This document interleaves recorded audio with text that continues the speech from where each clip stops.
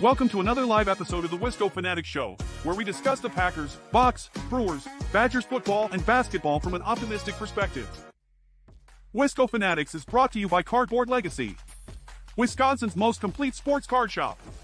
Buy, sell, grade, and consign all at their location in Oshkosh. What's up, everybody? Welcome back to another Wisco Fanatics Wednesday. Jake and I are back. If you are interested in checking it out, I know the Brewers lost last night, but Jake and I did do a watch party for last night's game. That is going to be our Patreon offering going forward, is going to be 2 watch parties per month. Definitely check out the one that we did yesterday for the Brewers and Padres. Even just check out the pregame show. That's that's going to be something that we do for every time we do a watch party. And yesterday's pregame show, in our opinion, because that's our work, obviously, was really awesome. We had a lot of really great statistics, and it's really fun being able to bring even more of a zoomed-in approach versus the weekly recap type show that you get on Wednesdays, which is always going to be here. That's not going anywhere. But the watch party aspect of it, with us doing the pregame show, allows us to zoom in even a little bit further and get a little bit more game specific with a pregame show, which was a lot of fun to do. And yeah, doing that going forward, and hopefully as we continue to grow and more people are subscribing to that, we can do more with it, and then we can do more of those types of pregame shows and watch parties and things like that. So definitely check that out, and if you enjoy it, subscribe to us on Patreon. But today we're back, and we have 3 Milwaukee Bucks regular season games to go over. Probably going to be pretty quick on those recaps, just because their significance it pales in comparison to what is coming up, which is obviously the beginning of the playoffs. So we can start with the Bucks and Magic home game. But Jake, what stood out to you from that first Bucks and Magic game? Well, obviously, the night before we played the Celtics, so this was a back-to-back. So we played on Tuesday. We ended up playing last Wednesday. And the thing that stood out to me was that the Bucks played great defense 2 nights in a row, held the Magic under 100 points. They were rotating on defense. They cared. This is the Milwaukee Bucks team that we're expecting to get into the playoffs, right? And, we'll get into some other stuff when we talk about these other games, but this is the focus that's going to be necessary, especially facing a Pacers team that can really get up and down. They play with high pace, as they should, live up to the name, right? But, the Milwaukee Bucks played really good defense without Giannis. Obviously, we got the news. Everybody was taking a deep breath, a sigh of relief as the news came out with Giannis. And, so it was a good game. I don't really have much to say about these games, because after they beat the Celtics, I kind of knew what their destiny was. It was either the 2 or 3 seed. So with that being said, Bobby Portis played great in the first half. Just want to give him a shout out. Chris Middleton played good in this one as well. Damian Lillard at 29. So, it was just a good final home game for the Bucks. Yeah, and it was good to see Patrick Beverley also. He was in the starting lineup again after starting against the Celtics as well, in place of Malik Beasley. Patrick Beverley, between the Celtics game and this game against the Magic at home, was 7 for 11 on threes. That's 63.6%. That's obviously not sustainable, right, but it's good to see Patrick Beverley, with his wrist injury, still being able to hit threes and be able to do it at a high rate. You already mentioned Bobby Portis. Him and Paolo Banchero kind of went at it for a little while, which was really fun to watch. It did. Offensively, Bobby Portis went 5 for 8 and 1 for 1 on threes against Paolo Banchero. He scored 11 points and had an assist. And then defensively, Paolo also scored 11 points on Bobby Portis, and he had 2 assists. So it was really fun to actually just watch those 2 go head-to-head. Now, the other couple things that I wanted to mention here is mainly Jay Crowder, because Paolo did not have as fun of a day going against Jay Crowder. No. Jay Crowder, when guarding Paolo Banchero shot 0 for 4 from the field. So Jay Crowder did a really good job against Paolo. Should the Bucks end up matching up with the Magic at any point in the playoffs, probably going to see a lot of Jay Crowder on Paolo Banchero. But obviously, it's a lot needs to happen to get to that point. Now, the other thing that Jay Crowder did was he gave 14 points off the bench, which is going to be really, really big if he's able to do that in the playoffs as well. As far as this game goes, fundamental failures, only 4 missed free throws, only allowed 6 second chance points to the Magic. That's huge. Did have 15 points off turnovers allowed, which is a little high, but overall for a game being at 25 fundamental failure points is super low. And I agree with you on the defense as well. 1 minute and 44 seconds into the game, the Bucks had already forced a shot clock violation against the Magic. So I agree with you on this too, that he and the Bucks in general, their defense, this is what I'm looking to see from the playoffs. You want to go to the comments real quick? Yeah, we can go to James. James said Jay Crowder has been the weirdest success story I've ever seen. I don't know if he's good or if he finds himself on good teams. I mean, good teams got to want you because they know you present value. Yeah. So looking at it, I think it's a little bit of both, but good teams don't generally want bad players. So I can return the message to you, Tyler. Get out of my head. I agree. I think that it's both. Obviously, Jay Crowder is a good player, and we've talked about this before. Jay Crowder has underrated basketball IQ on both ends of the court. He's a good passer. He understands when to take the shot. He actually had one against the Magic, as we're talking about this Magic game, where he moved the ball, and the ball got passed again. There was a shot clock violation, and he just goes, damn, and he slams his hands like this, and he like taps himself, and he raises his finger, and it's like, that's the things where he realizes like I was supposed to take that shot because he's creating an open shot for him, right? So Jay Crowder he's a good player. He's one of those glue guys, as they like to call. In my opinion, he would be our version of Al Horford for James. Al Horford's a glue guy for the Celtics. Jay Crowder's kind of that for the Bucks. He allows us to play big, small. He allows us to play a lot with a lot of different lineups. The other thing, and I'll say with Jay Crowder, he's also a really great cutter. Yeah. Like when guys are driving to the basket, he's really great at coming from the dunker area and just popping up to the block and just getting, layups basically. Yeah, I mean, he's not going to be a superstar, James, but he's a good player. Yeah, James is a Celtics fan. He said, I remember when he was on the Celtics, I absolutely loved his play. It was just so weird. He went to the Eastern Conference Finals with him. It's just hard to gauge. And I mean, it's not an accident that he went to the Eastern Conference Finals with the Celtics and then went to the finals with the Heat and then went to the finals with the Suns. It's not an accident that he's been in those situations. And then in 2024, he went to the finals with the Bucks. I mean, sorry. Yeah, you got the script over there or what? Hey, I can't tell nothing. I'm just saying. All right, let's go to the Bucks and the Thunder game. This one, I think people were really putting way too much importance on this. Okay, so I'm going to start with something that I said to you is the Thunder were clearly pissed off that they got spanked in Milwaukee. And you could tell right away from the tip. Yeah, I agree with Michael. Sorry, I was reading a comment. Michael said, Crowder, in my eyes, one of our dogs, along with Bev and Bobby, and that's absolutely true.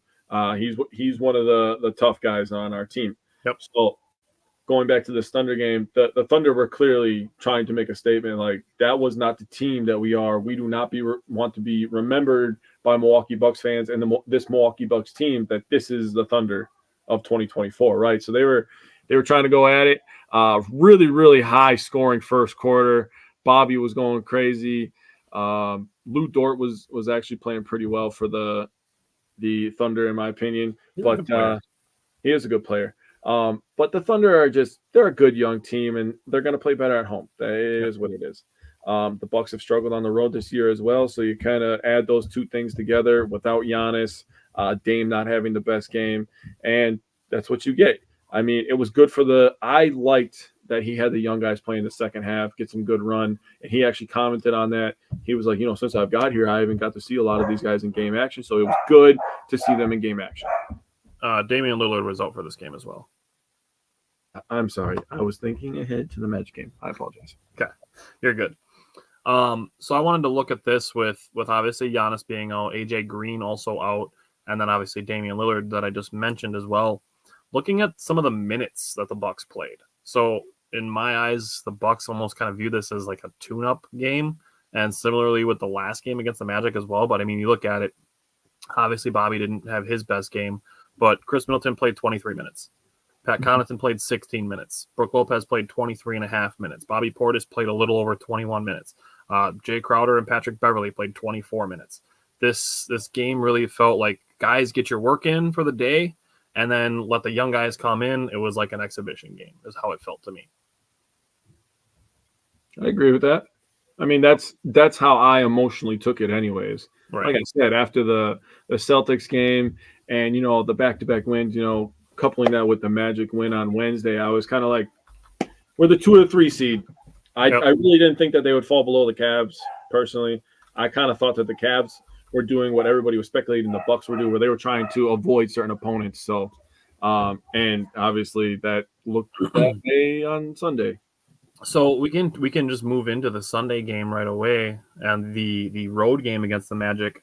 Now, I just want to say this. I actually posed this question to you and asked if you thought that the Bucks were, potentially okay with, ending up in the 3 seed so that they know who they would face right away, as opposed to having to wait for the results of the play-in game. Yeah. And your answer was no, and I agreed with you, but I think it wasn't necessarily that the Bucks were trying to end up with the 3 seed, but I think they were at peace if they were going to end up with the 3 seed.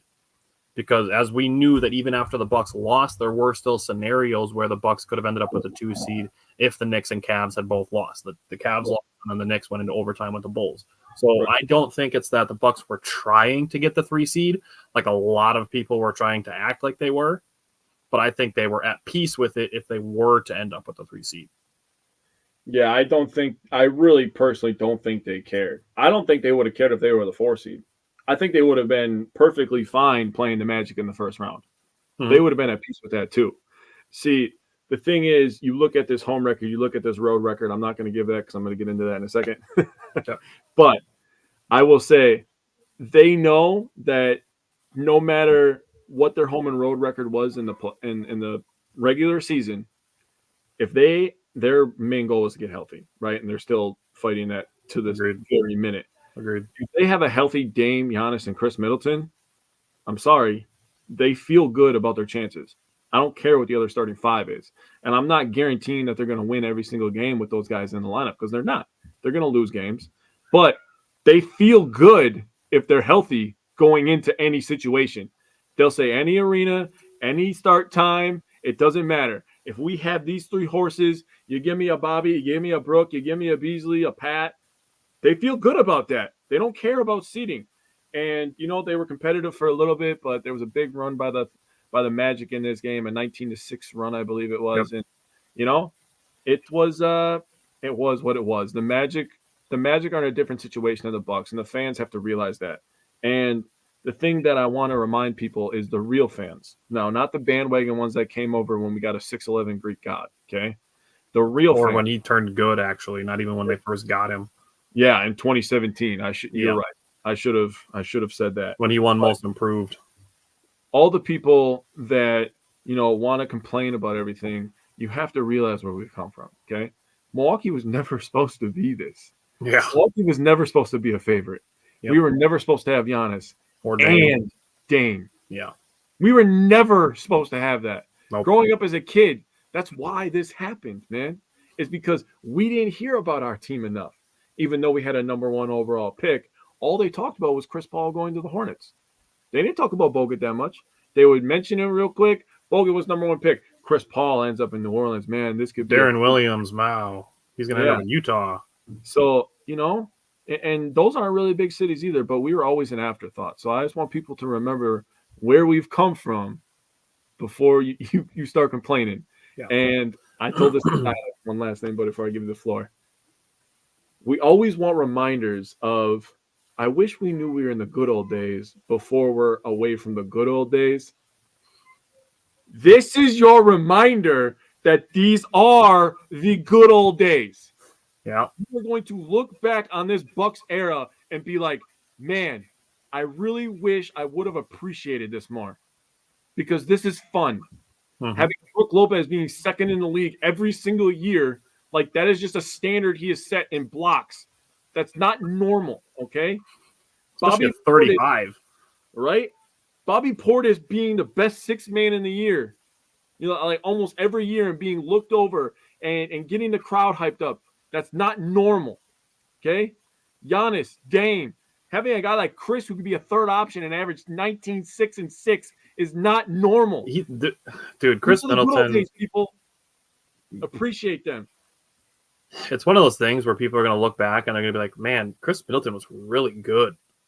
Like the same way that they look back at like Sidney Moncrief, like how important he is as far as like Bucks history is concerned. Like he's legit going to be top 3 in most of Milwaukee Bucks categories. James said, I view making the playoffs differently than most people. To me, if you can fight for the 1 seed, go for it. Then try to go for the 2 or 3, then the 4. After that, just try to make the playoffs and avoid play-in. After that, just try to get to it. And yeah, I mean the Bucks. People are freaking out as if the Bucks had fallen into the play-in. People said the Bucks deserved to be in the play-in or didn't even deserve to be in the playoffs after they were losing, even though they were still in the 2 seed throughout all of that. There were a couple of moments after Doc took over, and then obviously at the very end of the season where they ended up in the 3 seed, where they won the championship from. And people are freaking out like they fell into the play-in.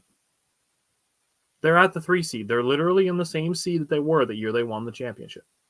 And people are freaking out. I want it. When we get to the Pacers, I got some Okay. All right. wait. Michael, I'm going to save your comment also for when we get to the Pacers as well. And welcome back, Brett. So my quick things on the road Magic game. Brook Lopez, a couple blocks early in the game. Bucks just missing a couple close shots, but maintaining their lead. You mentioned the big run by the Magic, then the third quarter. Chris got going a little bit offensively. The Bucks just weren't getting enough stops and getting into transition. And that's pretty much what became of the game. Looking at the Bucks being 7 for 27 on threes is pretty slow. Slow day for the 3-point shooting, which is 26%. Hopefully that's one of those things where it's like they got the misses out of their system and they're going to be ready to go for the playoffs. The Bucks were 21 of 23 on free throws, which is really encouraging. And then 17 turnovers is just way too high. And then I'm going to do something out of the norm here. I'm going to give credit to an opponent. Jonathan Isaac was very disruptive. Bro, Jonathan Isaac is a good player when he's an awesome player. He's had really, really rough go with injuries, but he is a very, very good basketball player. Yes. Well, and man, him on Spider is going to be It's going to be that's going to be fun to watch, man. Yeah. Brett, I already know what Brett's mad about as we get into this this discussion with the playoffs. Brett said, I'm liking Malik Beasley getting a shot back as well. I think Dame will turn it around after a rough outing against the Magic. Isaac is a stellar defensive player, and it's just having him healthy. Absolutely. Jonathan Isaac, Jake and I both have a lot of respect for him. As far as the Pacers playoff series, we can get into this now. Michael asked, what are the chances that Giannis plays in the first game? The Bucks need to set the tone and thump him in the first game, seize the moment, and create momentum going forward in the playoffs. The Bucks are playing at home, so I think that is enough in itself to have momentum because Fiserv for a playoff game is going to be turned up. Yeah, going to be fans there. Turn up, be loud, hit some threes, play some defense. They played the 5 seed, who's literally a higher seed than the Pacers, and whooped that ass at home without Giannis. I just want to remind people of that. James is excited for his leprechaun, Peyton Pritchard. He's a pest. He is. He's similar to what TJ McConnell is for the Pacers. I know, and I can't stand either of those guys. I know. They're annoying. Like if we had them, we'd appreciate it. Yeah. But because they're on other teams, they're annoying. They're like Patrick Beverley, but I agree. Without so much of the attitude. Yeah. Oh my God, I cannot stand either of those goddamn dudes. As far as Michael's comments on Giannis playing game 1, I'm gonna say like 20%, and that's probably generous. It seems like Doc Rivers is holding out hope that he can play. Doc Rivers hasn't said that he's going to be out. Mm-hmm. And the other thing is we are still, 4 days away? Yeah. So there's still plenty of time to see what's going to happen with him. Mm-hmm. But I'm not going to be like, oh, it's 0% chance. There's no chance that he plays because it's Giannis. So there's always a chance. But I'm going to say like 20%. I'm around the 20%. I'm I'm a little bit more 10%. Honestly, I don't want to like say we don't need Giannis in this game because I mean I'm not gonna ever say that we don't need Giannis, but if you're gonna dream up a scenario, a team you've seen a lot, you're at home.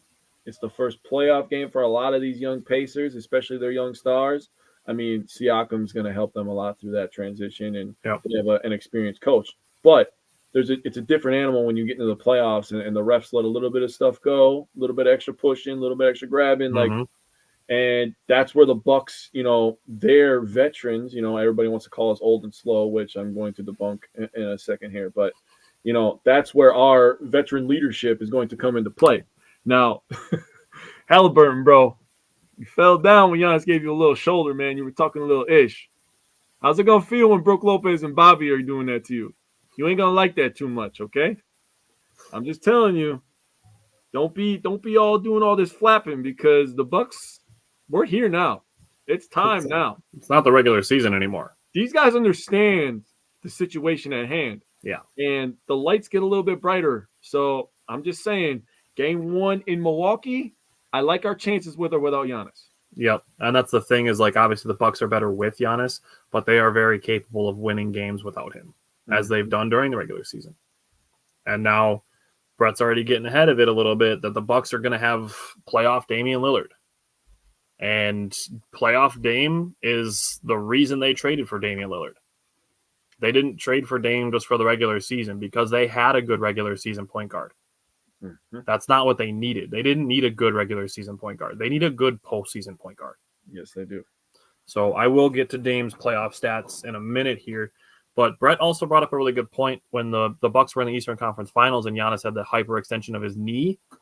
Chris Middleton, Brooke Lopez, and Bobby Portis all stepped up in that absence of Giannis. And Chris Middleton dropped, 38 in the first game that they played without Giannis? He went crazy. Dude, the highlights from that game are still so fun to watch. He went fucking nuts. And it's going to be fun to see maybe Dame and Chris both doing that to the Pacers to start this series. True. James, being a Celtics fan, is still commenting on our stuff and saying really great things, saying things like veteran leadership is important. They keep Al Horford around. That's the very next thing that he said. That's why I appreciate Al Horford. Say what you want about him being old, but I don't think anyone on the Celtics can match his IQ and experience, and it comes out at the weirdest times. But, I mean, it's absolutely factual. That's why they keep Al Horford around, even though he's 74 years old. I feel bad saying this, James, but I hope you'll agree. If Jason Tatum had the basketball IQ, I'm not trying to talk shit. If he had the basketball IQ of Al Horford, he'd be the best player in the world. He does not step up in the big moments, and he does not take the shot when he needs to take the shot. He does not make the pass when he needs to make the pass. He still has a lot of learning to do, and people want to throw him into this top 5 all of a sudden because the Celtics have a lot of success. You guys have a great team. There's a lot of talent around them. The Celtics do a really good job of building rosters every single year. Yeah, their front office is probably the best in the NBA, to be honest with you. Yeah. And especially having the wherewithal to take Brad Stevens from the bench to the front office. Yeah. And then find 2 more good coaches after that. Yeah. That's a good spot to be in, James. Yeah. Hey, you're doing good. You picked a good one over there, buddy. Yeah. All right. So we can get into the Bucks and the Pacers here. Now, where do you want to start with looking at the Bucks and the Pacers? So I'm sure that we're thinking about this differently because the ways that I'm looking at this is so I looked up their last 82 games because I wanted to give people a season's worth and how close this matchup really is. Now, I understand that this doesn't consider this season and last season, but I have consideration with that with some other stats. But, the Bucks and Pacers have been a crazy close team the last 82 games. I wanted to give people a season's worth to really understand the magnitude of this, right? Kind of like zooming it out, right? Like we talk about all the time with basketball and baseball. So over the last 82 games, this is actually wild. The Bucks have won 40 and the Pacers have won 42. That's literally almost as close as you can get over the last 82 games. the win percentages are the same home and the road. The Pacers are 63 at home. Bucks are 61 at home. Away, the Bucks are 36.8 and the Pacers are 39%. So really, it doesn't really matter where you play. The percentages stay the same. The points per game is 106 for the Bucks to 105 for the Pacers. So I'm telling you, this Bucks Pacers team, they're similar in a lot of ways. Their fan bases are crazy. They love their teams. They're both built from the bottom up. You have to build the right way, right? And when you get into it, this is where I want to talk about this season. I don't know why people want to talk about how the Bucks are so old all the time. I don't know why that's a thing. Because everybody wants to talk about how the Pacers are like so fast and they do all this crazy stuff and like, oh my God, you see this fast break. Curtain? The Pacers were number 2 in pace this year at 101.75. The Bucks were 7th at 99.89. The old team almost played as fast as the super young, exciting team. So tell me where all this stuff about us being old is coming from. I really don't understand it, dude.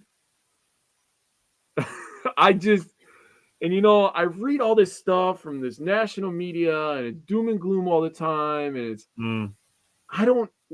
this is where I get back to Pacers number 2 in pace. Please tell me that was intentional.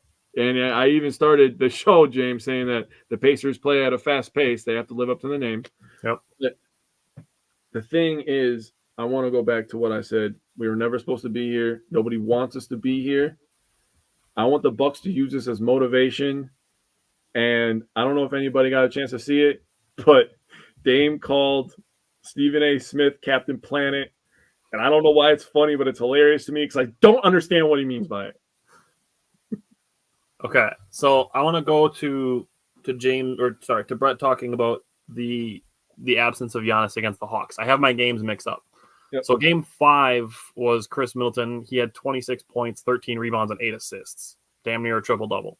Yep. Brook Lopez had 33 points and 7 rebounds in that game, as well as 4 blocks. Bobby Portis also had 22 points, and Drew Holiday had 25. And then Pat Connaughton had 9 points off the bench. The next game was game 6. That is the game that Chris Middleton went nuts. He had 32 points, 7 assists, 3 steals, and he was balling.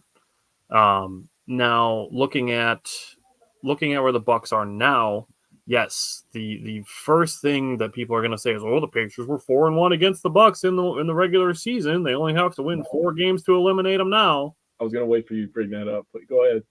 That's the first thing that I wrote down. And James said he loves Stephen A. Smith. I don't know about it if I go that far.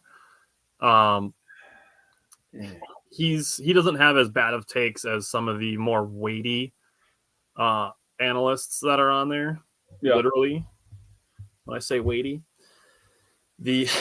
so the Pacers were 4-1 against the Bucks in the regular season. However, all 5 of those games were played when Adrian Griffin was the coach, and the Pacers are probably at the top of the list for why Adrian Griffin was fired. Because of the way that the Bucks played or lacked defense against the Pacers. The Pacers scored 122 points or more in all 5 games. Brett said, no, it's only because you're a Boston fan. Of course, he's a big market fanboy. It'd be worse if James was a Knicks fan or a Lakers or Warriors fan. If he was a Knicks fan, I can understand you saying that, but yeah. Could be just my trolling of the Cowboys that draws my admiration. Hey, we can level with you on that. We all level with you on that. Right. Okay. Jake, what did you want to say on the 4-1? So I was listening to the radio this morning, actually, and I was like, oh, God, here they go. They said Bucks versus Pacers. Pacers were 4-1 against the Bucks this year. And I'm like, okay, they're getting into it. I knew they were going to bring that up. Yep. And they finished the season bad. And they finished the season under 500 with Doc Rivers. And can this Bucks team beat this Pacers team that owned them in the regular season? I'm thinking like, hold on a sec. You're going to bring something up that happened before Doc Rivers. Okay. It's fine. Let's follow along with that first.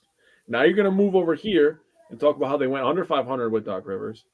And then they're going to talk about, then with the Doc Rivers stuff, they talked about how the Doc Rivers era started bad. And they're not going to, give context on that. They're just going to say, you know what? They started really bad under Doc Rivers, and everybody was wondering what the heck is going on. And then they went back to the Pacers and Buck stuff and said, even though they played bad against the Pacers, they were 30-13 when they fired Adrian Griffin. I don't agree with firing a coach when he's 30-13. I'm like, you guys are contradicting yourself right now. Okay, this is a follow me here. I have a really weird analogy that I think makes perfect sense for this. Go ahead. So you got two silos next to each other, right? Okay. And you're climbing down the ladder. Okay. And the ladder is perfectly intact all the way down. Yeah.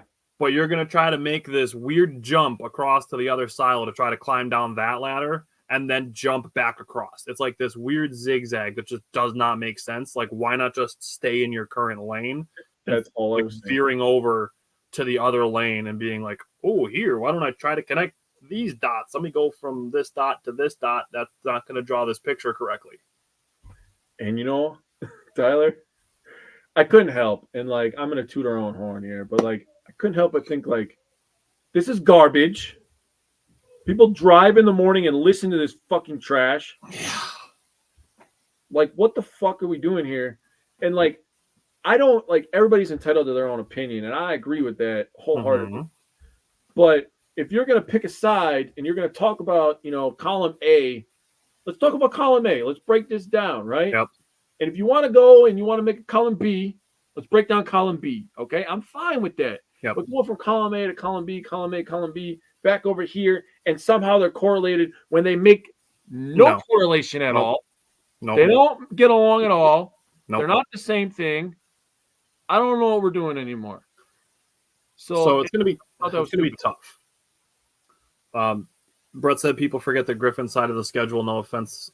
And yes, they did have a favorable schedule there. That was our easiest part. Doc got the call in the middle of the hardest schedule in the NBA, which is true. They had the hardest schedule after the break. Yeah. James said the thing about Doc Rivers, he's not an idiot. It's easy to troll him in any team he coaches due to lack of postseason success. But there's a reason he's ranked as a top 10 coach of all time. Say what you want, but there's a reason, and it's not just because of the 2008 Celtics. That is very well said. And I think I recommended this when the Bucks first hired Doc Rivers, is to go on Netflix and watch the Coach's Playbook for Life. There is an episode about Doc Rivers. Go watch that. I gained a good respect for Doc Rivers when I watched it. Mm-hmm. Also, Dawn Staley, the head coach of South Carolina, has an episode on there as well. I have a strong respect for her as well. She has an episode of that show on there too. Now, again, to the point of 4-1 versus the Bucks in the regular season, all of those games happened January 3rd or earlier. And the thing with that is obviously the Bucks didn't have Doc Rivers yet. The Pacers didn't have Pascal Siakam yet. The Bucks didn't have Patrick Beverley yet. So there's different things happening with these teams that just weren't the same. I mean, the Bucks got rid of Cameron Payne. That's a factor into why the Pacers were scoring so much. It really is. The Bucks also, when they let go of Adrian Griffin, one of the biggest things they needed to improve was transition defense. Adrian Griffin's defenses were exposed in transition. So what did Doc Rivers do? He came in. They took a little bit of emphasis off of offensive rebounding, which I can understand being frustrated by because you want your teams to be good in offensive rebounding. However, that's the sacrifice they needed to make to be better on transition defense, and they have been under Doc Rivers. It's something they had to sacrifice in order to make the improvements that were necessary. That's something that was a Pacers' strength. That's one of the main reasons the Pacers were able to go 4-1 against the Bucks is because of how easily they were able to score in transition. The Bucks have shut that shit down. They have made that change. Mm-hmm. So the Pacers did lead the NBA in scoring at 123 points a game this year. And the Pacers were also number one in assists. However, the Milwaukee Bucks, fourth in the NBA in scoring at 119 points a game. Mm-hmm. And then you consider things like, the strength of schedule, especially after the All-Star break. And then looking at three-point percentage. The teams are 10-11, so they're pretty even there. Mm-hmm. Now, how did the Pacers then end up as the 6th seed if they are number 1 in scoring, number 1 in assists, and top 10 in three-point shooting? Tell him, Tyler. Tell him. Points per game allowed. Indiana, 120.3, 27th in the NBA. Oh, my God. This Pacers team don't play no defense, and they did not make a coaching change to address it. They didn't need to, in my opinion, but the Bucks did. Take care, Brett. The Bucks did make a defensive coaching adjustment, and they were 21st in the NBA at 116.4 points a game. So the Pacers, on average, won 123 to 120. The Bucks 119 to 116. So the point differential is similar, but I don't think it's going to be the same when we get to the postseason. I don't think so either. Now, also, here's where the two bigger discrepancies come in. Opponent field goal percentage and rebounding. So sure, the Bucks and the Pacers, they only give up a 4-point difference in points per game. Opponent field goal percentage, the Bucks are 14th. So top half of the NBA. It's obviously still not as high as you'd prefer them to be defensively. You want to take a stab at where Indiana ranked in the NBA in opponent field goal percentage?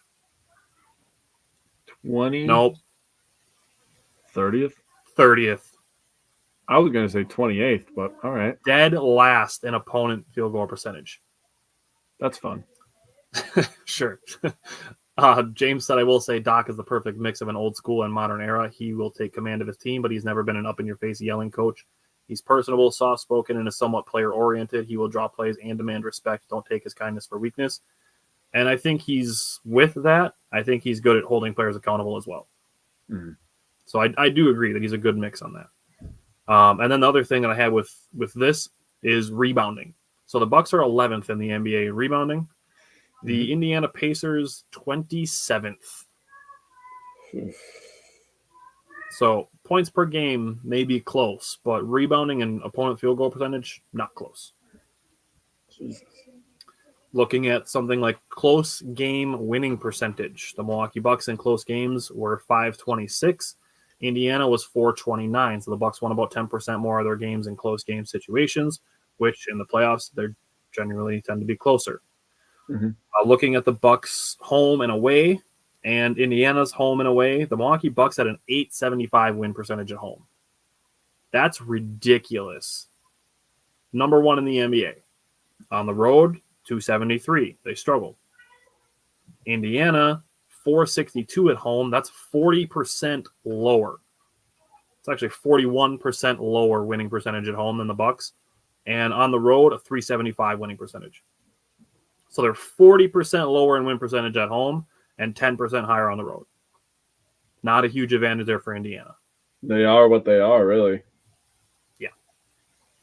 So looking at it, my keys for the Bucks really are to handle business at home and set the tone, and then show the scramble rotation defensively that we've seen them be capable of.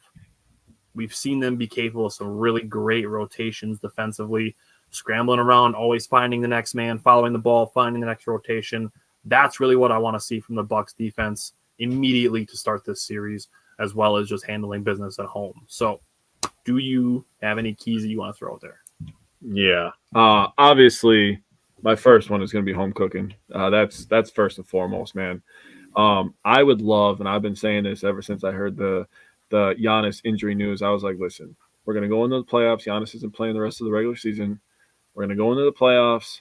Hopefully Giannis can, he's going to sit out game 1. I've been saying that ever since. I would sit him out game 1. You have the bench players. You win game 1, okay? You win game 1. You go into game 2. Who cares? Who cares if you lose game 2? You're 1-1. Now, obviously, if they win, the scenario for me, if they win, you sit them out game 3. If you lose game 3 and you're up 2-1 and Giannis comes back, he gets an extra week at least of rest. I mean, I would have to look at I got it for you. Fully. Yeah, so Giannis obviously hasn't played since last Tuesday, so he's already been off for a week. The Bucks start their series on Sunday. Then they play Tuesday, and then I believe it's Friday, Sunday. It's Friday. Friday, Sunday. Wednesday? I don't remember the next one. There's usually 2 days in between travel, but I know it starts with Sunday, Tuesday, Friday, Sunday. Yep, it's Sunday, Tuesday, Friday, Sunday, Tuesday, Thursday, Saturday. If it gets to a game 7, but as you're saying, if you get to that game 2 Tuesday, that's 2 weeks right there. Yep. So if you sit them out for game 1, you win. You sit them out for game 2, you get 2 weeks of rest. You get to that next Friday, and you lose that game. Now you're what is it, 17, 18 days into rest? Yeah, you're about 2.5 weeks. Yeah. Hopefully his leg is feeling better by that point. And if he is, and if Dame's, cooking a little bit, and Chris is cooking, and Bobby's having a good series, and you can enter in a first-team All-NBA player, I'm not trying to hear none of that Jalen Brunson bullshit. You enter in a first-team All-NBA player. I'm going to say it again, a first-team All-NBA player because he averaged 30 points on 60% shooting. He's the first player to ever do that in a league that had Shaq, Hakeem, Wilt. He's the only one. You're not freaking taking him off for this 5'5" freaking left-handed point guard because he has weird dreads. I don't care. I'm not doing it. Good God. His team finished higher in the standings. I don't care. This is an individual-based award, not a team accomplishment. And people get those things mixed up all the time for some reason. This is just Giannis. You're just looking at Giannis. Yep. Just Giannis. Yep. The 34 guy. Not all the other people that wear Bucks jerseys. JJ Redick putting him 6 on MVP was absolutely the most disrespectful thing I've ever heard in my life. But anyways, my second key would be to dominate the boards. Because I've talked about this before. Dominating the rebounding, you're showing physicality. You are showing the physicality. We're going to bump them on drives. You think Halliburton's going to have those wide open layups like he was having in the regular season? In November? No. I promise you somebody's coming over and giving him a check. Okay? I promise you. So show the physicality, show the rebounding, and you know what? Let's have the others shoot good at home, and let's take care of business. All right. So between today and next Wednesday, we will have game 1 and game 2. So Jake and I will review those 2 games next week on our regular Wednesday show. Anything else you want to say on the Milwaukee Bucks before we move into the Milwaukee Brewers? Everybody please calm down and just enjoy the games. That's all I got. That's too much to ask. Oh, you can't just calm down and watch basketball like a normal human? You just tell people to calm down. You can't just tell people to calm down. Yeah, I mean, you don't have to listen, but I highly recommend it. Especially Brett. Brett left because he had to go to work, I think he said, but can't tell Brett to calm down. It makes him more angry. That's true. I'm experienced. We can switch to baseball now. Switching into baseball mode.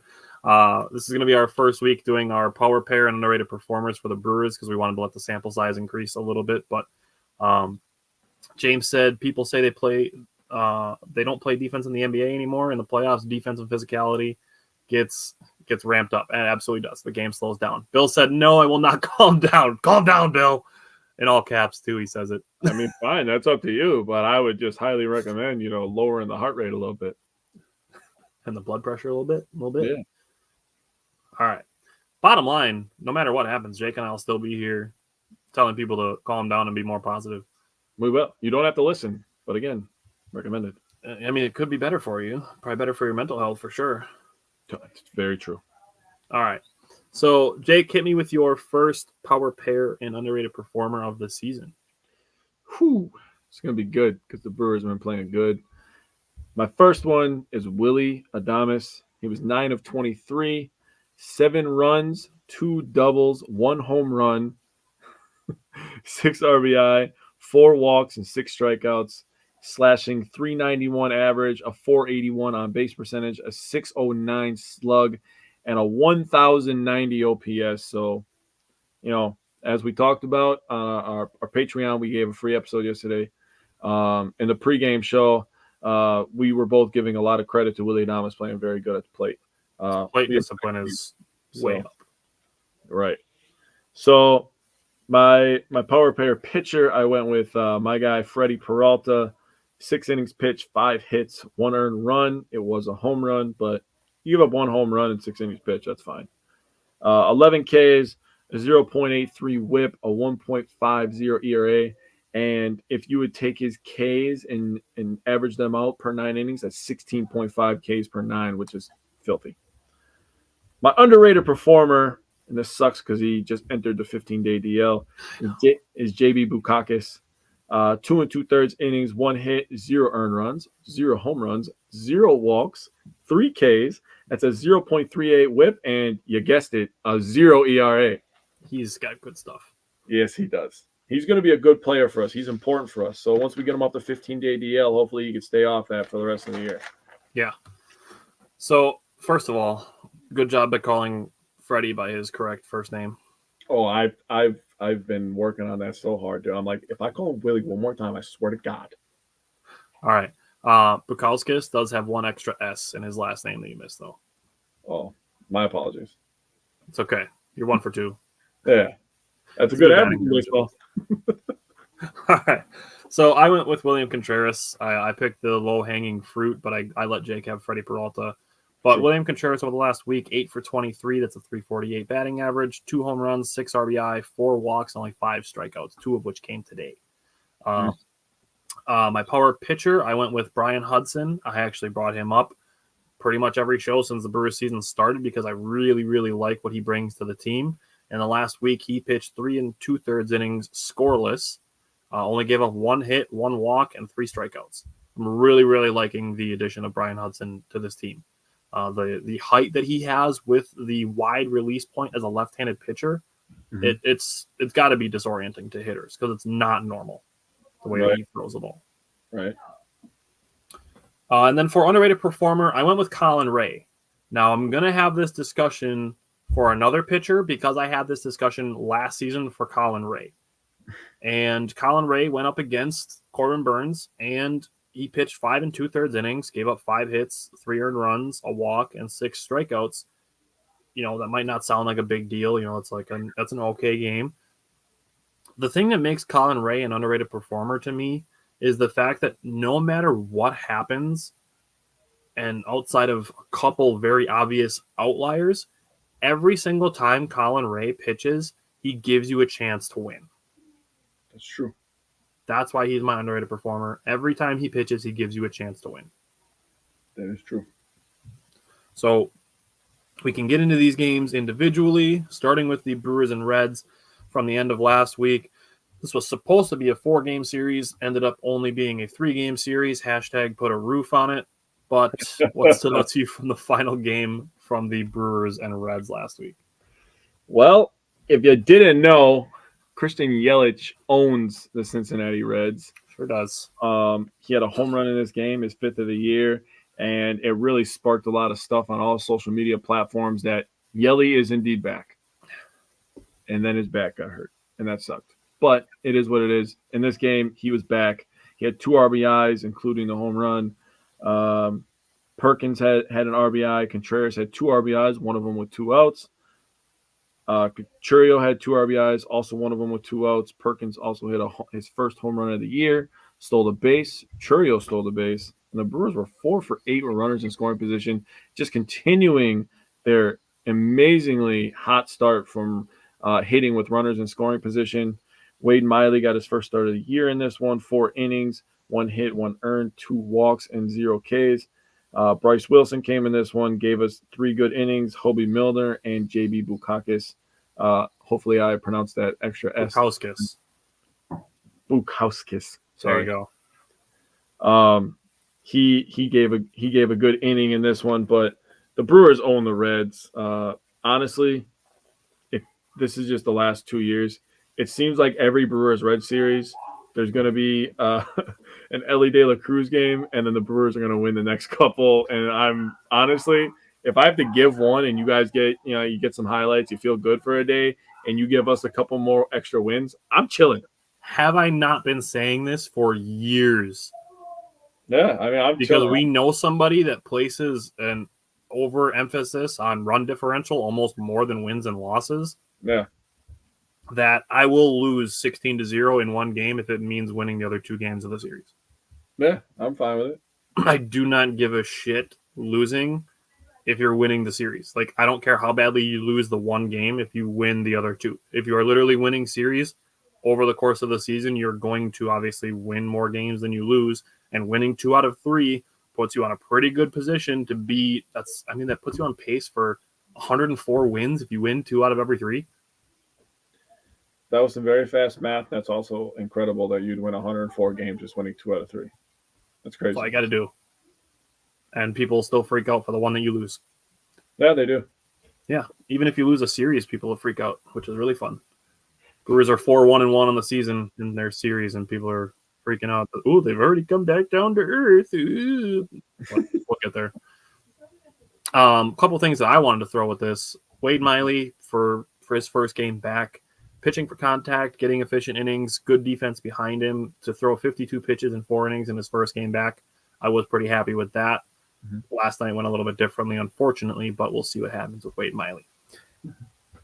You mentioned Christian Yelich going to the disabled list, the injured list after this game. Actually, it wasn't after this game. It was after the next game. But the play of Blake Perkins, which I talked about a lot in our pregame show last night, mm-hmm. The play of Blake Perkins gives the Brewers the ability to be overly cautious with Christian Yelich. 100%. So that is something that really needs to be continually hammered on instead of just complaining that Christian Yelich is hurt again. Mm-hmm. The fact that the Brewers have the ability to be overly cautious because somebody else is giving them really good play. Mm-hmm. So the defense that I wanted to bring up with this game was Joey Ortiz. Joey Ortiz started 2 double plays and had 5 putouts. So he was a defensive factor in 9 of the 27 outs. That's essentially 33% of the outs of the game. Joey Ortiz was a factor in. I like that. But he got crucified after one game where he had a couple errors. Okay, let's go to Brewers Orioles. Game 1. Let's throw it to you from game 1 against the Orioles. Man, I'm going to couple them together just for a second. These first 2 games in this Orioles series were fun. They were great. So much fun. Great baseball. My favorite games to take notes on and reminisce about are the ones where I have to write 3 pitcher stats down, and then my RBI section looks like this long. It looks like a CVS receipt because I know I get to talk a lot and give a credit to a lot of people. So this is the game that Freddie started. 6 innings, 5 hits, 1 earned, no walks, and 11 Ks. He looked absolutely like our ace. And if you're Corbin Burns watching this, and I'm just assuming at this point, but if you're Corbin Burns watching this, you're like, damn, bro, that used to be our 3rd best pitcher. That's insane. I want to give credit to Vieira real quick, man. He's giving us some good innings, dude. Yep. He's Vinny Rottino for calling him as like one of the underrated performers of the year. Right? He's coming in, eating innings, and not giving up a lot of runs. 1 walk, 1 hit, and 2 Ks, and 2 innings pitched in this one. And yeah, it may be considered garbage time if there's garbage time in baseball, but I don't care. He's eating innings, and he's saving arms for the next day. So now we get to the fun stuff, right? Gary Sanchez gets his first homer of the year, and everybody still freaks out and hates on him. He absolutely smashed that baseball, by the way. Yeah, he did. Adames and Contreras hit their 3rd home runs of the year. So we go to RBIs. Sanchez, 2 RBIs. Adames, 3 RBIs. Hoskins, RBI with 2 outs. That's important. Ortiz, 2 RBIs, an RBI with 2 outs. And Frelick, an RBI with 2 outs. 5 of 12 with runners in scoring position. So I'm going to go back to the game against the Reds. We had 6 hits versus 12 Ks. We still won that game. That's crazy to me. In this game against the Orioles, game 1, they had 15 hits and only 6 strikeouts as a team. Damn. That's filthy. That's awesome. Love to hear that. They were hitting the ball all over the place and obviously hitting with runners in scoring position and scoring a ton of runs and taking over the city of Baltimore on Apple TV, which everybody complained about too. I forgot about that too. This game was cool because it allowed me to update a graphic that I made last season. Was the Freddie K graphic.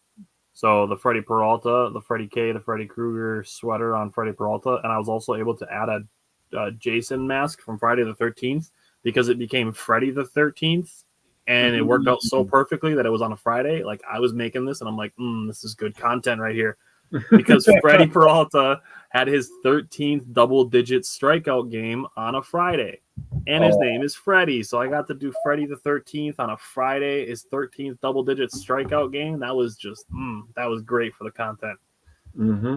So Freddie was fantastic. He was painting corners, changing speeds, changing eye levels. He gave up a double and then retired 8 straight batters.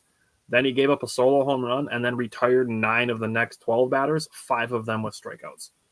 Golly.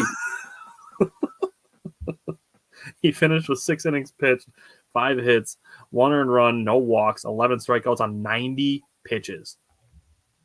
Cooked. To have double-digit strikeouts on 90 pitches is ridiculous. He cooked. He went crazy.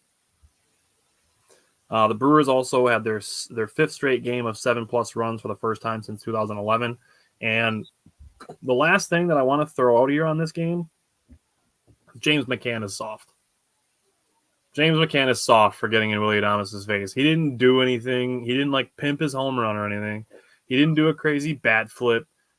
I don't know what James McCann was doing besides being soft. But I want to say, when Willie Adames was getting face-to-face with James McCann, William Contreras was ready to stand on business. Bro. Now think about this, right? And I said this to you because we were playing Xbox that night, actually.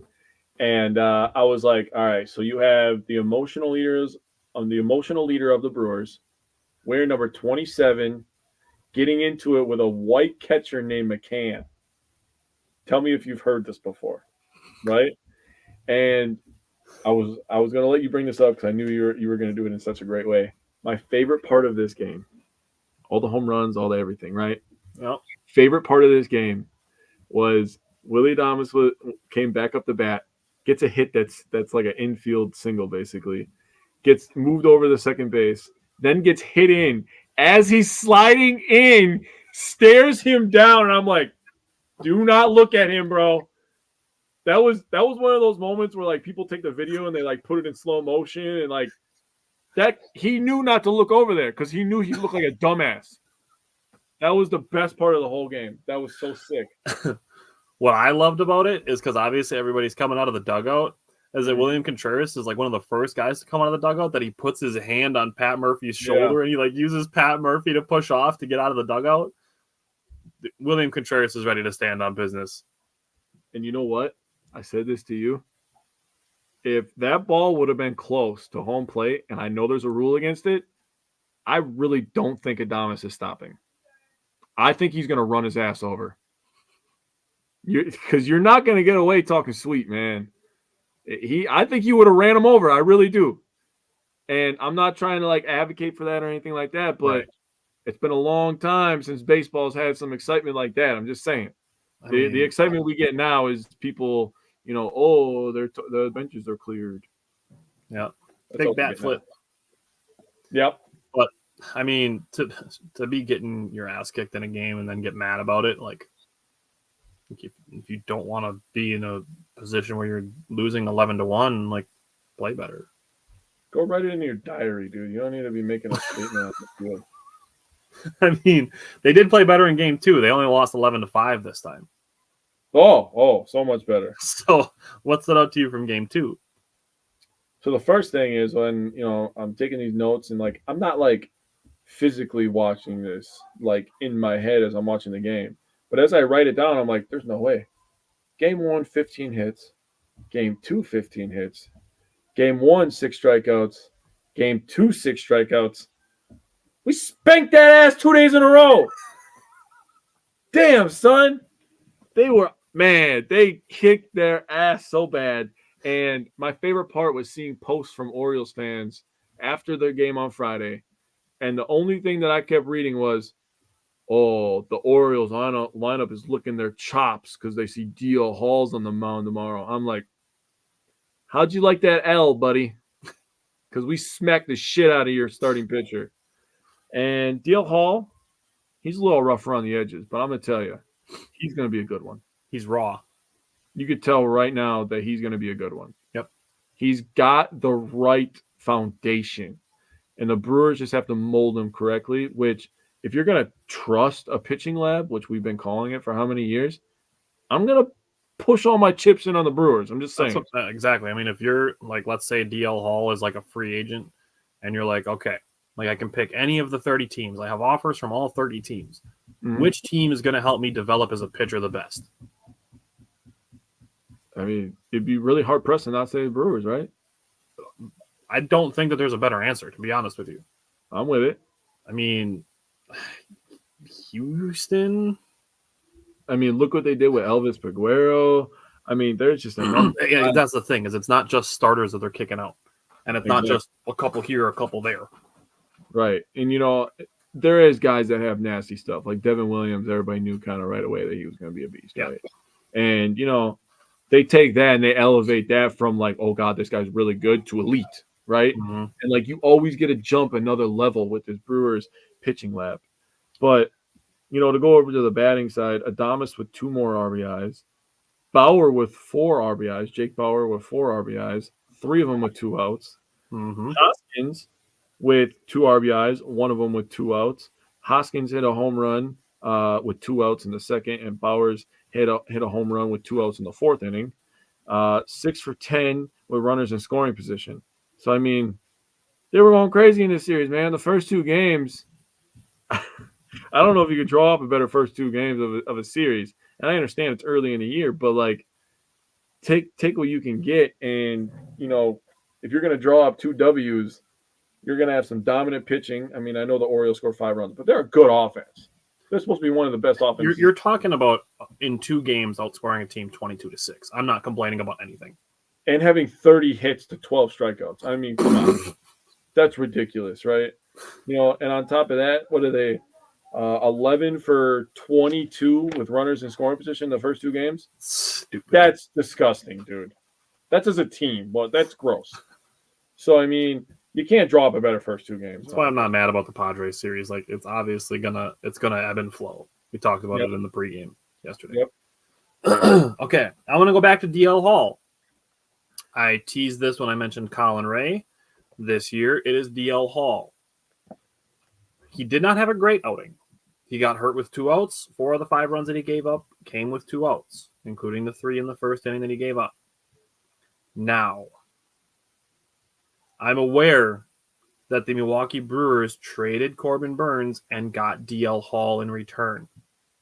However, just because DL Hall was in the deal with Corbin Burns does not mean that DL Hall should be judged by Corbin Burns standards.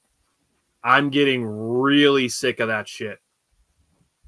Stop judging DL Hall by 2023 Corbin Burns standards. That is wrong. Just plain wrong. You can put any label you want. Wrong, stupid, dumb. It's all of those things.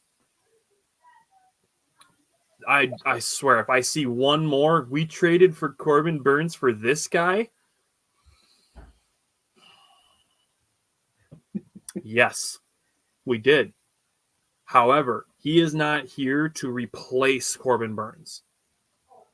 The more apt way to put it is he's here to potentially be the next Corbin Burns, to be the left-handed Corbin Burns. If you want to judge DL Hall by any Corbin Burns standards, do it by his 2019 standards. That's what you should be comparing DL Hall to if you want to compare him to Corbin Burns. Not 1 year post Cy Young winning award Corbin Burns. Yeah, right. That is not where DL Hall is in his career. He is at the beginning of his career, not 1 year removed from winning a Cy Young award. Stop comparing DL Hall to Corbin Burns. Well done. Well done. Christopher said stats. He just comes in here and yells stats. I got one here for you right now. This is the 3rd time in franchise history that the Brewers have scored 7+ runs in 6 straight games. There's a stat for you. Do you know the other years? 1989, 1982.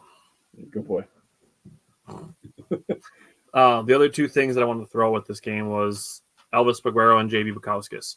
Elvis Peguero was really good, and J.B. Bukowskis, his sinker-slider combination was really effective, and I'm excited for him to get back healthy and back in the bullpen. Yes. Okay. Game 3. Obviously, the Orioles did get this one, but honestly, not mad at it. No.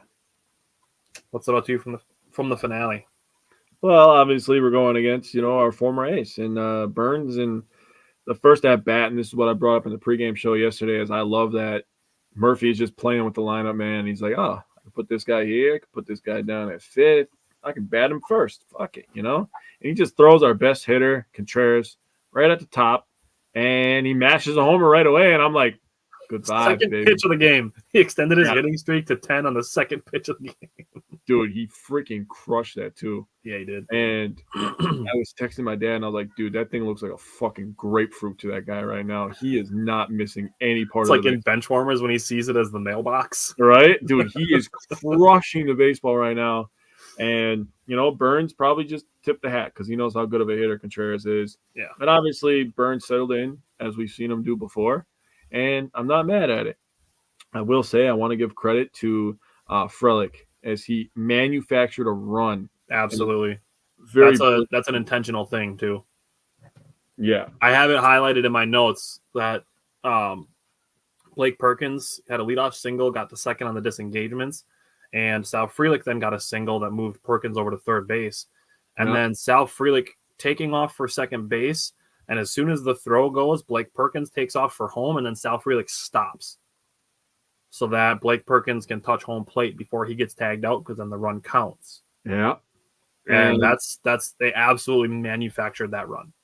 And I will say this, the biggest difference between last year's offense, if you want to make a comparison, last year's offense to this year's offense, obviously some different faces. Mm-hmm. But the manufacturing of runs, playing a little bit of small ball, is really, really going a long way for this Milwaukee Brewers team. And James gave credit to Doc Rivers earlier about he's a good mix between modern era and old school. I feel that same comparison can be used for Murphy. 1,000% agree. And immediately when he said it, and I was like, man, we're going to talk about the Brewers. And I was thinking, like, I could see Pat Murphy being described that way. I'm not going to lie to you. So thank you, James. Shout out to you for that. But the Brewers, they came back. The Orioles team, they took a win. It is what it is. Uribe gave up 2 runs in this one. He's got to gain some confidence back, in my opinion. So it is what it is. He's a young guy. Perkins and Contreras with RBIs. They both had home runs, and the hitting with runners in scoring position. Obviously, it wasn't going to stay at 500, right? So they went. I'd be happy if it stayed around 300. Man, for real. But the Brewers were 13 for 39 in the series. That's including this one where they went 2 of 17. So you said you'd be happy with 300. That's 1 out of 3, right? 333. So, I'll take that all season. That's with a 2 for 17 in there, dude. That's fucking sick. Yeah, but that's high, high, low. That's one of those things where people are going to go high, high, low instead of just going even, enjoying a little extra on the high days and then staying even. Yep.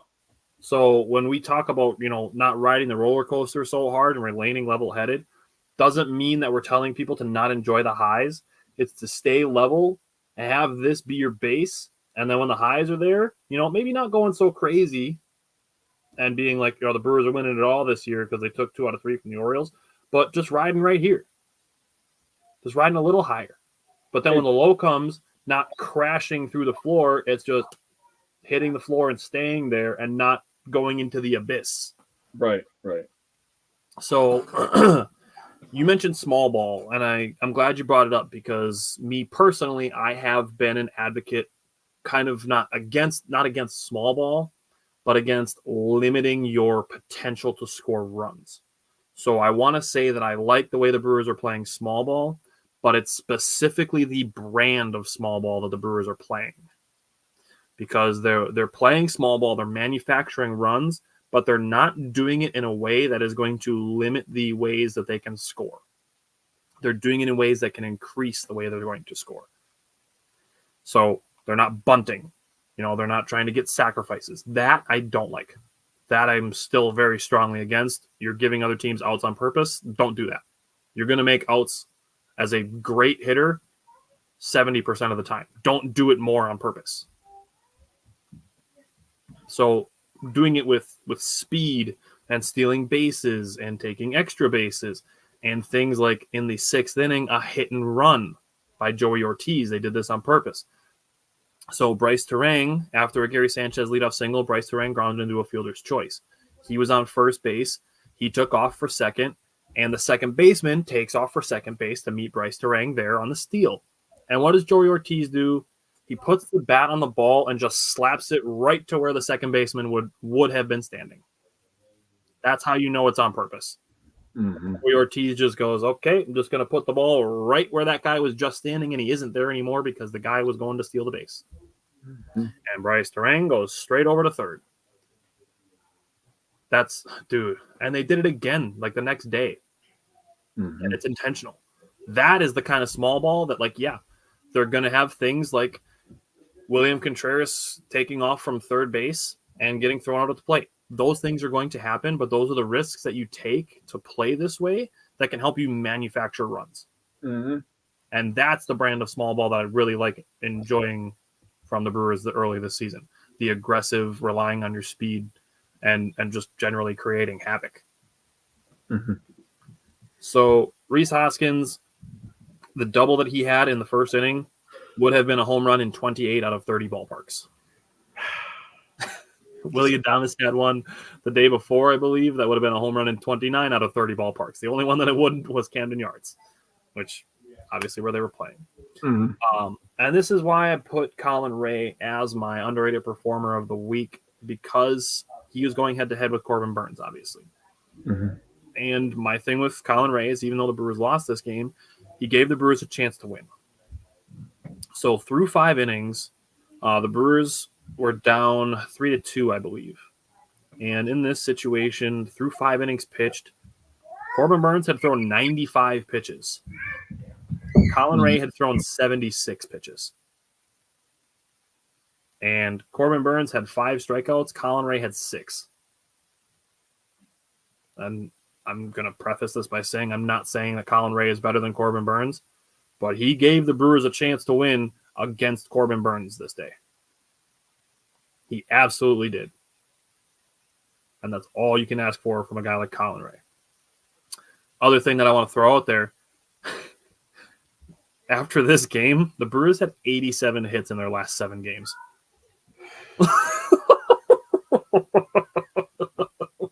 Jeez. That's an average of over 12 hits a game for 7 straight games. Wow. Who's shocked that they came back to earth a little bit again in this Padres series? Yeah, right. But, dude, that's so nuts to average 12 hits over 7 games. I will say that they were getting a little bit unlucky in the Padres series. And I agree with that. And they still didn't get swept, and obviously they still had a chance to win some of these games, but let's go to game 1 against the Padres. Let's go to Monday's game. What stood out to you for Monday? The thing that stood out for me really was, man, I can't stop thinking about that shitty 6th inning, man.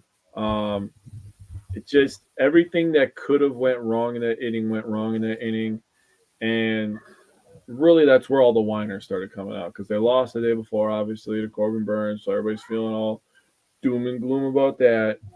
And then losing at home to the Padres the way that they lost, it is what it is, man. I mean, I'm not expecting Ross to be Corbin Burns either. I'm expecting him to... Honestly, I didn't expect Joe Ross was that. I didn't think Joe Ross was that bad this game either. No, he really wasn't. He got some bad luck. Yeah. But, I mean, the 6 earned runs is going to look really bad when you go back and look at it. But when you break it down and you think about it, you're kind of like, that makes sense. That could happen to anybody, right? You know, a couple, bad throw here, a soft single here, and, all of a sudden you give up 6 runs when you blink an eye. But RBIs in this one, Churio had 2 RBIs in this one with 2 outs. He's up to 11. Adames is up to 10 RBIs after his RBI. Churio smacked a home run to put the Brewers up 3-0. The Brewers were winning this one 3-0, and then that bad inning happened. But 3 of 10 with runners in scoring position, when you think about it, right? We talk about all the time about being 3 for 10, and that's a 300 hitter, right? So 3 for 10 runners in scoring position, give yourself a chance to win. I will take it. I will take it as well. It is what it is, man. Kanan got some good 2 innings of work in here. Obviously gave up 3 hits and 0 earned runs and 1K. But, I mean, I like that they're working these other guys in that people aren't very familiar with, and we're getting to see some of their stuff, right? Yeah, Jared Koenig, the 1,000th player to wear a Brewers uniform. So, damn it, I forgot to write that down. I saw that stat. Good call. Good call. Got you. Okay, so William Contreras also extended his hitting streak to 11. Now, my main takeaway with this game, it comes from Joe Ross. So he had the really bad inning that they scored the 5 runs. 6 runs. Sorry, 6 runs. Mm-hmm. But honestly, watching Joe Ross, he started this game with a 1-2-3 inning. In the second inning, he gave up 2 singles with 2 outs and then got a strikeout to end it. The third inning was a 1-2-3 inning. And he gave up 1 run in the fourth. And then the fifth is where the wheels kind of came off. But looking at those first 4 innings, his off-speed stuff, his slider, his curveball were actually really effective. Mm-hmm. Where he ended up getting hurt was the fastball and the sinker that he was throwing.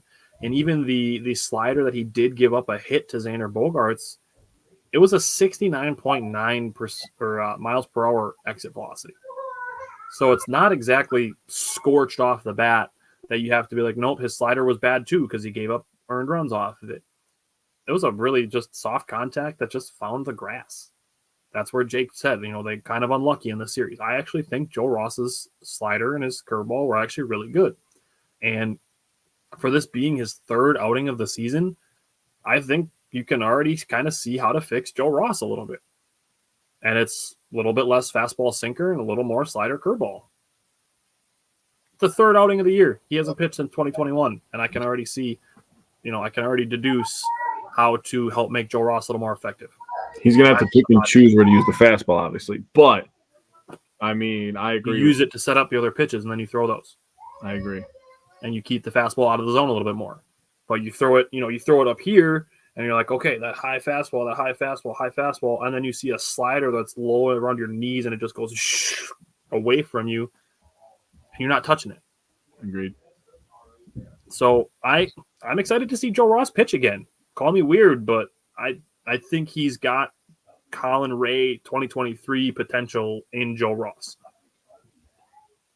And the way the Brewers are playing offense, you can win with that. Absolutely. So, yeah, I really think Joe Ross has potential to end up being a guy who gives you a chance to win every time he goes out and pitches, the way that Colin Ray does. I like it. Okay, so last night we did a watch party for Brewers Padres game 2. Again, you can check that out. That's on our Facebook and YouTube pages. It's also on our Twitter page, but there's no commenting on there. So Facebook and YouTube, check that out. Watch the pregame. Just check out the pregame. See if you enjoy it. We're going to be doing Patreon starting in May. It's already live now, and you can vote on the games we cover in May. But check out the pregame. We put a lot of work into it. We get our virtual studios and throw some polos on and make it look official as we can. But there's a lot of information that goes into that, and the more people that subscribe to that, the further along Jake and I can get with monetizing the show a little bit and potentially get closer to making it our full-time jobs and being able to do more things like that and give more in-depth things. So when we talk about Padres and Brewers game 2 and seeing the way that Dylan Cease pitched with a lot of sliders, you could have known that in the pregame show because I talked a lot about Dylan Cease's slider. You did. And he used it a lot. So it's like, all right, cool. That made me feel smart. Like, nice. But what's the to you from last night when we were doing our watch party during game 2? Well, first of all, I think we have the best pregame show in the business. Just going to say that, man. It is a lot of work. Second pregame show ever, and we're best in the business. Well, the best, dude. That's just what we do. It'll get better. It will get better. Better than already the best. And we're just going to continue to be the best. But I wanted to say, man, almost like – not almost. It has the same feel for me like you say about the NFL draft, right? For us, when we do this research and we feel like we know the league more, right? So with us doing these pregame shows and looking up all these advanced stats and, what bacon and all this other stuff, right? I mean, it makes me feel like I learned so much more about baseball. And I'm nowhere near an expert on any of these sports, but being a student of the sport and being passionate and loving it, it makes me feel that much better when we do this stuff. So I feel like I do know more and I understand it more. So it's fun, I really, I love it, honestly. Wade Miley, really unlucky, man. Just Yeah. absolutely gets clobbered with a baseball up the kneecap. And that, Manny Machado's dirty. what you I'm saying? obviously joking, but it's a funny coincidence. Yeah. So if anybody's ever like hit your leg on like a table or like your bed, and you're just Like like, a Charlie horse. Jesus, that hurt. You know, and you're swearing to the high heavens. Imagine a baseball You hitting just said that. It made me instantly think of Family Guy when like anybody falls and hits their knee and they're like, or when he falls down those stairs, bro, for the slippery stairs episode. Right? that's 108 miles an hour off the bat, off your kneecap. Why did Thank you. Why did we not think of that last night? We should have both been doing. That'd have been so good. But you know, other than that, I mean, bringing Abner Uribe in the middle innings was an interesting move. Mm-hmm. Obviously, it brought up the whiners. I had one guy today tell me that's how you ruin a pitcher, and I'm like, yeah, bro, I really don't agree with you here. He was like, he was your closer, and then you brought him in the 8th inning and the 7th inning, and now you're bringing him in the 4th inning. It doesn't make any sense. You're ruining. People should really watch our show more. Damn. I'm like, bro, what are you talking about right now? I don't know if I should just like stop talking to you like at all, but we already played today, buddy. They won 1-0. Yep, Brewers won today. Yep, we're gonna get to that one in a minute here. Yeah, but I mean, in my opinion, what he's just trying to do is just let Abner Uribe go out there and gain some confidence, get used to his stuff again, get that feel for it. You know, kind of like we talked about with basketball. When a shooter's not shooting good, right? What do you tell him to do? Shoot. Get to the free throw line. Shoot. Shoot. Get to the free throw line. Get a feel for that basketball, and then after that, it's go time, right? See the ball go through the hoop. With a pitcher, get a feel for that. You know, get that slider feel back. Get that fastball feel back. You know, get that control. I mean, that's something that has been a note for him since he came up, was that he can be a little bit wild at times. Yep. You know, he has the stuff, but he doesn't have the control. Yep. And if he can get that control under command again, he's going to go right back down into the later innings of games. You know, play the 8th. Spoiler. Yeah, like gaining up some confidence is not a bad thing. Paguero came in. He kind of struggled last night too as well. He's another guy. He'll give you 6, 7, 8, 9 good outings in a row, and he's so polarizing in this way. And he'll give you all these good outings in a row, and then he'll have a stinker, and people are like, "Why do we keep letting this guy in the 7th inning?" And I'm like, Bryce Wilson and Joel Payamps are the exact same way. It's like, do you watch one game a fucking week, dude? Do you only watch the one game? Dude, that's the crash. I'm telling you. Like, people can just be like, yeah, these guys are great. Be like, this guy sucks. Like, dude, come on now, right? Like, come on. I seriously am going to start asking, do you watch one game a week? Did you only watch today? Like, what is going on? Yeah, people got to chill out. Break out those guys yesterday, right? Like, Bill, calm down. Yeah, I'm sure it wasn't Bill complaining about Elvis Guerrero yesterday. But no, it definitely wasn't. It was some dude with a fake profile picture, which is absolutely not shocking for 1 second. Yeah. But you know, Bowers had an RBI with 2 outs. Contreras had an RBI, had 2 RBIs, one of them with 1 out, and you know, 1 for 8 with runners in scoring position. As you've brought up in the past, the law of averages always wins. So. Eventually, they were going to come back down to the MLB average. They weren't going to be hitting 500 for the entire year, because otherwise we'd be the greatest team of all time. Yeah, I would love that, but it's not going to happen. Not realistic, yeah. Right. So you can be optimistic and realistic. Is that what we're saying, dude? Are we saying that? You can do that. No sunshines and rainbows, and also no talking shit, which is crazy. Hey, you want me to give you the other side of the coin that is optimistic and realistic? What's that? So the Brewers had a bad series with runners in scoring position, right? Here's the fact. They are still tied for first in all of Major League Baseball with runners in scoring position at 346. They are number 3 in on-base percentage with runners in scoring position at 402. And they are number 1 in Major League Baseball in slugging with runners in scoring position at 543. They have the number 2 OPS. Are you sure? In baseball. Are you sure? I'm 100% positive. You want to know how positive I am? How positive are you? I'm literally looking at the Major League Baseball website. Oh, wow. That's crazy. You can look stuff up on the internet. Right here, Major League Baseball, stats, go to team stats, hitting, go over here. This is your split tool. Go to scoring position, average. Milwaukee Brewers, number 1. On base percentage, Milwaukee Brewers, number 3. Slugging, Milwaukee Brewers, number 1. OPS, Milwaukee Brewers, number 2. They had a bad series. They are still a good team. That has not changed. Wow. Wow. You just show people how to use the internet, dude. Stats. There you go, Christopher. If you needed it, I got it. All right. You mentioned Abner Uribe pitching in the 4th inning. We said this while we were live during our watch party last night, that it gets you to put him in an inning where he doesn't have to feel any pressure. Mm-hmm. Because I don't believe in pressure as much. Because if you're a good pitcher, you're going to pitch well in the grand scheme. If you're a good hitter, you're gonna hit well in the grand scheme. True. But as a younger player in Major League Baseball, I can absolutely see pressure being something that you feel. We're all human. So as much as me saying that I wouldn't feel pressure if they had to pick a random fan from the stands to play in Game 7 of a Milwaukee Bucks game, and that I have to shoot a 3 to win the game because I was the random person from Wisconsin that was picked, that I'm not going to be like, oh yeah, I don't feel any pressure, because pressure is not real. Like, obviously, it's a human thing to feel pressure. Mm-hmm. So you give Abner Uribe a chance to pitch in a spot where it's like, oh, hey, no matter what happens this inning, there's still the rest of the game, that it's not going to fall on your shoulders what happens at the end. Mm-hmm. And that's what he did. He gave up a 1-out single, and then he got a ground ball double play to end it. And you get Abner Uribe some confidence without having to worry about, what's going to happen if he doesn't win the game for the team or finish the win for the team.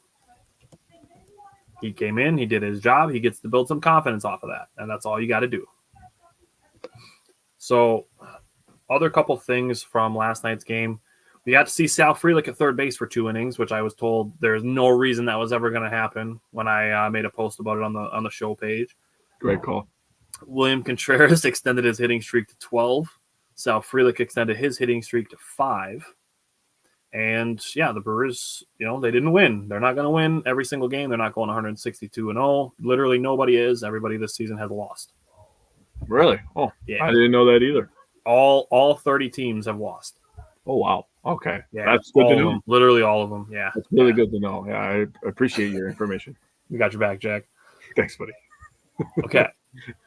Now, we can move into today's game.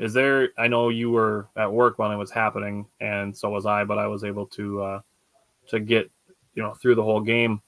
Is there anything at all that you want to say on today's game? And then I'll fill in the rest of the blanks. So I was like, I had it on the phone and I had it propped up, right? And like my job, I have to walk away from my spot a lot, and I can't just like sit there and like watch it. Like, although I really badly wanted to just be like, you know what? This shit can just wait a few hours, like it's whatever. It's just going to move anyways. I'm just going to put it on a pallet. We're fine. Right. From what I saw, it seemed like the Brewers were playing better defense. Dude, it was fantastic. Yeah. It seemed like they were flashing the leather, and we got a clutch hit. And that's all that matters. We got a big clutch hit from Blake Perkins.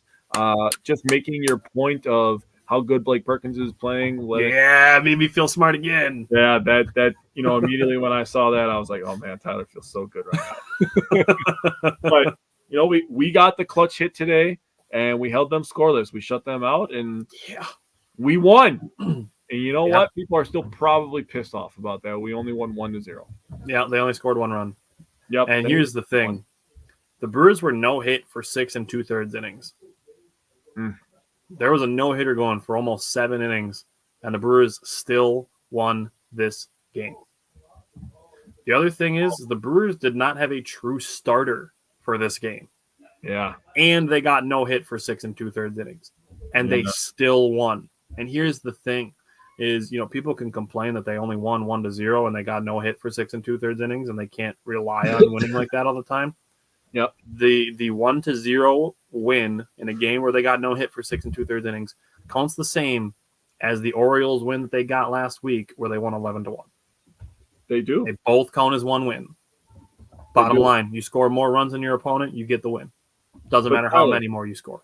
But Tyler, the run differential, the run differential, I know. the run differential.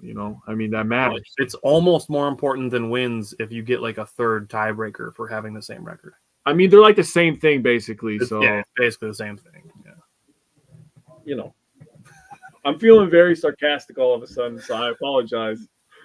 I feel like it's a certain person that brings the snarkiness out because this certain person likes to act like they know more about things than they actually do. And if we don't know like 11 people that are like that, there's definitely on social media. And let me say this. Go ahead. We don't profess to know everything either. No. But we are willing to have the conversation and explain it. Bro, talk about it. I literally just admitted that I love doing the pregame shows and stuff because I feel like a student of the game and I feel like I'm learning more every time that I do stuff like that. Every time we do the draft prep, I feel like I'm learning more about how these players train and how they prepare their bodies, and like I feel like I feel like I know nothing, honestly. If I'm just going to be completely transparent with you, I feel like I know nothing. Yeah. And you have all these people that live in the NFL, in the MLB, in the NBA, in the NCAA, right? We have all these people that just live these lives around these players and they've seen all this stuff. And it's just like, I literally know nothing compared to these people, but walking in day-to-day life, talking with these other average Joes like myself, I am much fucking smarter than you. I'm sorry. And this is the thing, is if you see Jake and I commenting from our personal accounts on a social media, you're not gonna hear us go, I'm on a Wisconsin sports podcast, I know better than you. Yeah. Because there are people that'll do that. Yeah. But I will sit there and I will argue context with you and give you factual stats until I'm blue in the face. Like, listen, man, like I'm not gonna boast that either. But just knowing in the back of my mind that, like, I've looked stuff up, and when I see people say lies about, like Pat Connaughton is the greatest example of this, right? Yep, people are saying lies about Pat Connaughton. It's like, bro, first of all, don't go at my boy, okay? Because now I want to fight you, okay? That's first of all. Second of all, you're lying, and I'm going to tell you why you're lying, and you're going to deny it because nobody likes to admit that they're wrong, myself included. That's fine. I don't like admitting I'm wrong. But you know what? In a sports conversation, if somebody shows me numbers where I'm spewing shit out of my ass, I can't really dispute that. It's kind of done at that point, dude. Yep. And if you're still going to dispute that, like, I don't believe you. Okay, so you've never believed in the internet. I'm sorry that you're an idiot. I did this last week. I literally did this last week. I told people, I'm like, here's where you go to find Pat Connaughton's defensive stats. Here's where you find what teams shot against him. Boom. Here's the stats, facts in your face from the NBA's website. Yeah. And people still are going to choose their feelings over facts. Like, I'm sorry. And like, guys, I'm going to be completely blatant when it comes to the show. And we actually had this conversation a little bit with Simon yesterday in our Packers chat, but it might alienate some people from following us. It might. And that's something that we have to accept, and we do accept, because the quality of our following is important to us. And it shows up in the things that we post. Like when you scroll through our page, yeah, sure, we might only have 6,500 followers or 6,600 followers. But when we post a Brewers win graphic and it gets 30 interactions on it, it's because the quality of our following is higher because we've aimed it that way. We don't want every single person to follow us just because we want higher follower numbers. Right. You can find pages that have higher following numbers than ours that don't get near the engagement that we do because we've worked hard to create a quality following. I was going to say, and the quality, man. The quality, honestly, I know you feel this way too, and I tell you this all the time, buddy. When I take my notes, I always feel like I always have this feeling like I'm missing something. For every pregame show, for every draft prep, for every Wednesday show, I always have this feeling in my gut that I'm like, I could have probably wrote down a few more things. And I really want to educate people. And again, we're not saying that we're smarter, but we want to get a smarter fan base. That's our goal, right? And a more optimistic one. And if you guys have stuff that we don't know, I'd be glad to read that. I want to know. 100%. Because I don't want to be out there having somebody else laughing at me saying I don't know anything, right? That's the last thing I want. And what you're not going to get from us is us talking from our feelings first. You're never going to get us talking from our feelings first. I'm not going to go too deep in that conversation, but I'm really sick and tired of feelings. I'm just going to tell you that right now. Any claim that we are going to make is going to be backed up by something contextual or statistical. Agreed. That's just bottom line. Sports is about numbers, and if you don't like numbers and you don't like sports, I'm sorry to tell you. And if you want some context outside the numbers, come watch us on Wednesdays and Fridays. Yeah, we got you, bro. We got you. Okay. So getting to today's Brewer game, like I mentioned, the Brewers went with a bullpen game. So they started Bryce Wilson, who has been a starter in the past. He was used as a reliever last year, more of a long reliever. Mm-hmm. He retired the first 8 batters he faced en route to 3 2/3 scoreless innings. My guy Brian Hudson came in after that to get the 3rd out of the 4th inning and then pitched a scoreless 5th, scoreless 6th. So he pitched 2 1/3 hitless innings. Did have a walk. Elvis Peguero came in for a scoreless 7th. Abner Uribe came in for a scoreless 8th, which was quite possibly the most electric inning of the game. If you go top and bottom, it absolutely was. Mm-hmm. And then Yoel Payam's got the save. The Brewers, as a bullpen game, gave up 5 hits and 2 walks to a good offense. Yeah, I like that. Without Devin Williams. Right, without our best pitcher. Without J.B. Bukowskis. Without Trevor McGill. All factual. And held it down. And Abner Uribe, a day after getting an early game work to, like I said, build some confidence, give him some less pressure work, comes in, gives up a leadoff triple in the top of the 8th inning. Still a 0-0 game. Gives up a leadoff triple. Infielders have to come in because this game's been super tense. 0-0 pitchers duel. Brewers were no hit for almost the entire game so far. And Uribe lets nothing. That dude does not move another step. Because he comes back, he gets a pop-up in the infield, gets a strikeout of Xander Bogaerts, and then gets Fernando Tatis to ground out, which was a really athletic play by Abner Uribe coming off the mound. Jake, I don't know if you've seen video of it. No, but Abner Uribe gets a soft ground ball towards third base, picks it up barehanded and throws to first base off balance and gets Fernando Tatis at first base for the 3rd out of the inning. Wow, that's impressive. Dude, like I said, 8th inning was the most electric inning of the game, and it continued in the bottom. So Bryce Terang in the bottom of the 8th gets a single, steals second base. That's aggressive small ball, not sacrifice small ball. I think that's how I'm gonna differentiate that. I like that. And then Blake Perkins, a guy that I brought up during the pregame show yesterday, during the show today, that his play has allowed the Brewers to be overly cautious with Christian Yelich. Mm-hmm. He comes through as a right-handed hitter. He primarily bats as a lefty because he's a switch hitter. So Blake Perkins providing some value as a switch hitter here. Batting as a right-handed hitter, hits a single that gets between the shortstop and the third baseman and is soft enough that allows Bryce Terang to score from second base and puts the Brewers up 1-0, which obviously is what the final score ended up being, and in part to Willy Adames just being everywhere in this game. And Jake Bauer is at first base making crazy picks. He had like 4 picks today where I was like, damn, that was really nice defense by Jake Bauer. And then Willy Adames, 9 putouts today. 9 outs went through Willy Adames today. That's a third of the outs went through Willy Adames today. And, we already mentioned Abner Uribe, but William Contreras and Sal Frelick's, their hit streaks came to an end today at 12-5, but not a lot of hits going around today. Yeah. But bottom line is the Brewers came away with a win. And here's the thing is, sure, the 11-1 games are fun. The 11-5 games are fun. But 1-0 games are kind of fun once in a while, too, especially when you come out on the winning end of it. For sure. Like, I if you're Michael King for the Padres and you're like, damn, I no-hit them for 6 2/3 innings and we still lost, like, that sucks. Yeah, that sucks. But it's a reality of baseball. He was a stud for 7 innings of this game. Until Bryce Terang was like, all right, time to shut that down. And the Brewers came out with a win. Love it. Okay, so the Brewers starting not tomorrow, but Friday. They have off tomorrow. They have a 3-game series in St. Louis and then they start a series with the Pittsburgh Pirates. Next Wednesday, we will have the first 2 games of that series. That is a 4-game series.